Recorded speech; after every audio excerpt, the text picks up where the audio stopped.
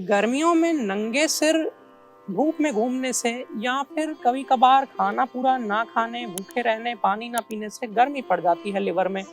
अब ये लिवर में गर्मी पड़ना क्या है, इसे समझेंगे और इसे ठीक कैसे करना है। कुछ लोग घर में गर्मी जब पड़ जाए, भूख ना लगे तो ठंडी चीजें खाते हैं। उन्हें कई बार कफ हो जाता है ठंडी चीजों से गर्मी ठीक करने के चक्कर में।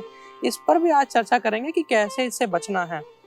नमस्कारम, मैं नित्यानंदम श्री पिछले 21 वर्षों से योग, आयुर्वेद और ऋषियों की हमारी इस पावनी परंपरा पे काम कर रहा हूँ। जो कुछ भी मुझे गुरुओं से ज्ञान या अनुभव प्राप्त हुए, मैं उसे अपने तक न रख करके आप सबको बांटना चाहता हूँ और यही मेरा लक्ष्य है। सबसे पहले बात करते हैं लिवर में गर्मी क्या पड़ना क्या होता है। दरअसल लिवर कुछ एक ऐसा रस बनाता है जो कि बाइल के नाम से आप जानते होंगे। नहीं जानते तो आप गूगल पे सर्च करिएगा, इंटरनेट पे सर्च करिएगा, बाइल जूस।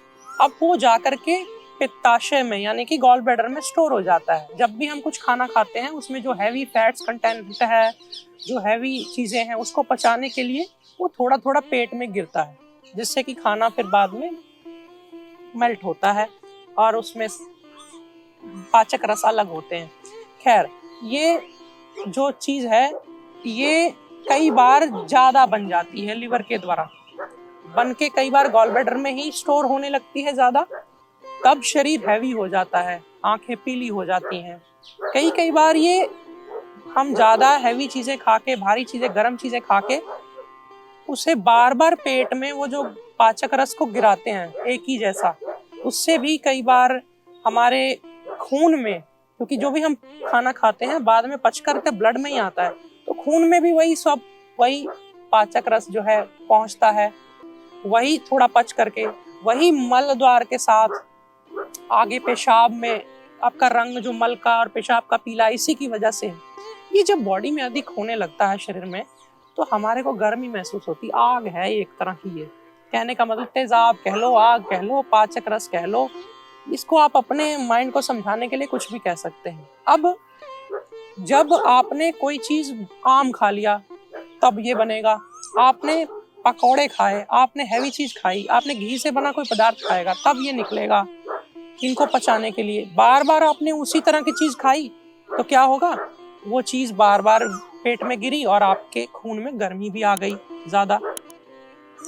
अब यहाँ पे ध्यान देने वाली बात यह है, पहला गर्मी ना हो उसका एक तरीका है कि ये जो चीजें हैं गर्म ठंडी सब बैलेंस करके खाई जाएं। जिस समय जिस चीज की जरूरत है उतना ही खाया जाए। अधिकता बीमारी लाएगी, इसीलिए बोलते हैं।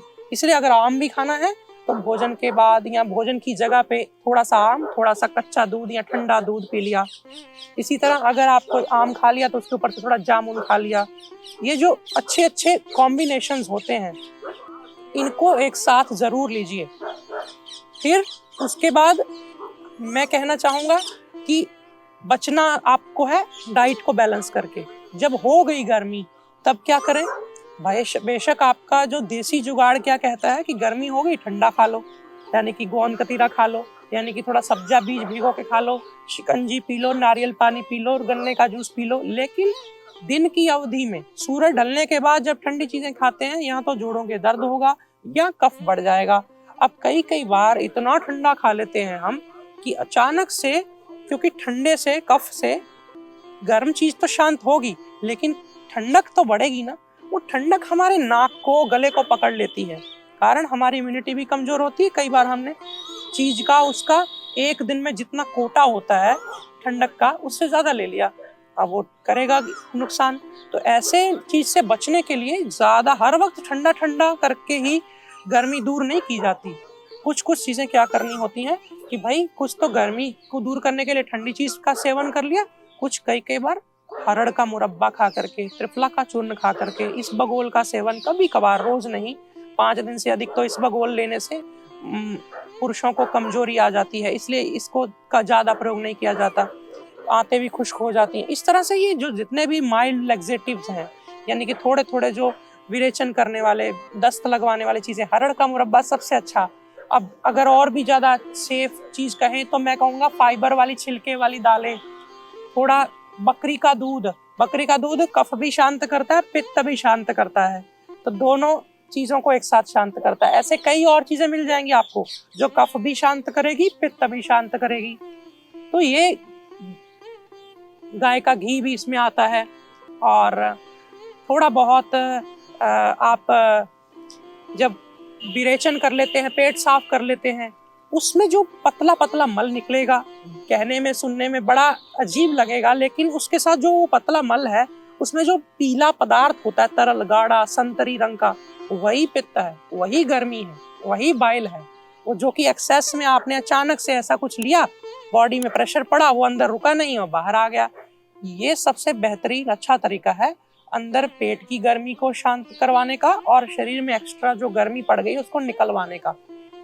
तीनों साइड से जब हम ऐसा करते हैं तो हमारी बॉडी में गर्मी का एक बैलेंस बन जाता है। हमें समझ में आता है पेशाब के रंग से, यदि पेशाब का रंग बहुत नॉर्मल सा है, ना बहुत सफेद ना बहुत पीला, तो समझ लीजिए आपकी बॉडी बैलेंस में काम कर रही है।